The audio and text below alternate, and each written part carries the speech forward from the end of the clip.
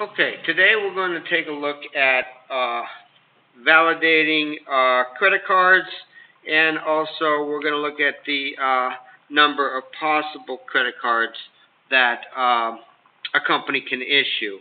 And this goes back to our too many numbers unit when we did it with zip codes. We also did it with social security numbers. So here we're going to do it with credit cards.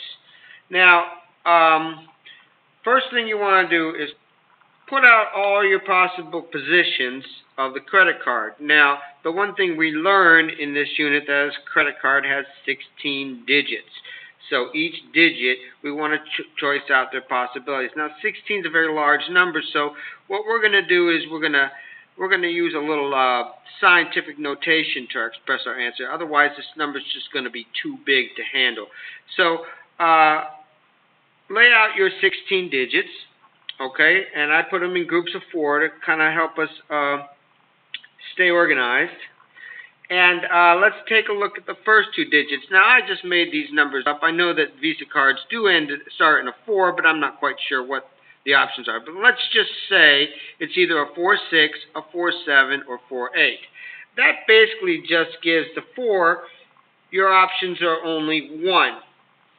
And the next digit, you have exactly 3 choices.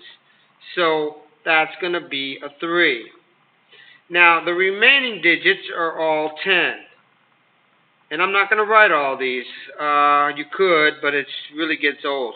So that's going to go all the way, not quite to the end, because it does have a check digit number. Okay? And the check digit number is determined by all the numbers preceding it. So you really only have one choice at the end for that.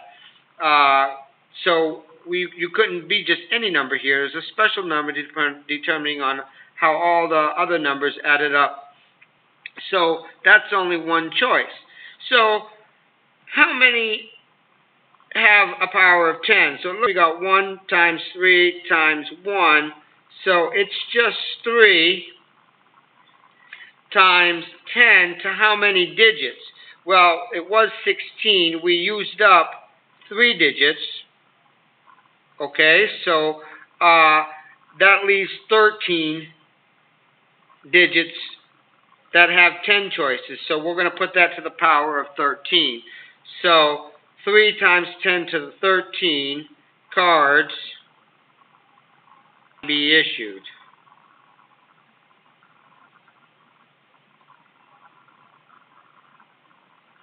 Okay, so this is not really too difficult. Just map out your all your positions and the possibilities for each position, and just remember that this last digit can only be one choice as well. And just use exponents for the base 10 because that's going to be your largest one. And that should cover that type of question. Now I'm going to move it up, and the more difficult and the more challenging questions are validating a credit card or finding a check digit to make it valid. Remember, again, the sum must end in 0. Okay? And let's just look at these directions that they give you. Okay?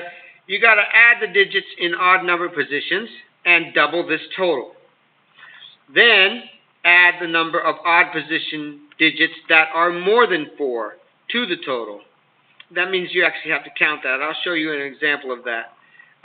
Then add the even position digits, and then choose and check a digit number that will make its final sum end in 0. So those are the steps. What I've done here is sort of kind of condense them and summarize the steps, and so we can stay a little bit more organized.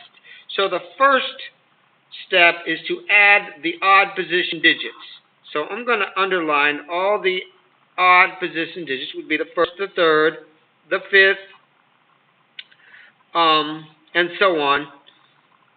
So it's every other one from there. These are all the odd position digits that have been underlined in red. So we want to add up 4 plus 2 plus 0 plus 1 plus 4 plus 8 plus 0. You don't really have to add these zeros. I just don't want anybody to lose track there. So you should add all that up and you should get 20.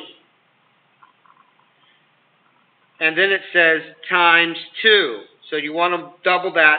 When they say double that amount, it's times 2 would equal 40. So we're starting down this step at 40. Now we must add the number of odd positions greater than 4. It's the odd positions greater than 4. So look at all the underlined.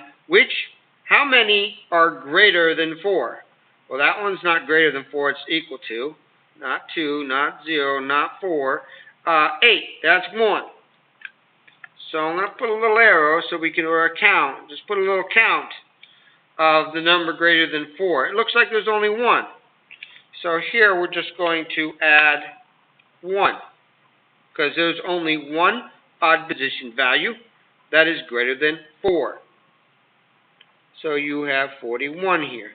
Now you want to add to that, add the even digits. So what are the even digits?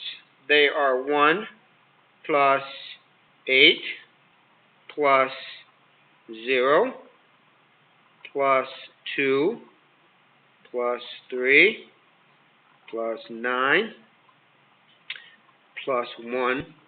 And those are the even. And of course the check digit number will be an even number as well. When you add all that up, you should get 24. So it's 41 plus 24. And you end up with 65. And since your total is 65, you want a number that will make it end in 0. So the next number is 70. So choose D to equal 5. So 65 plus 5 will equal 70. So it ends in 0.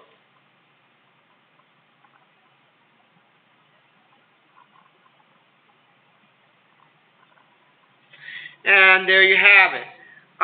So again, the credit card's a little bit more challenging than the UPC codes. It's just got a few more steps and you've got to stay organized.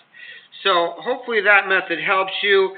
You can come up with your own method, of course, but staying organized is going to be the hardest part about getting these ones correct. So I hope that helps.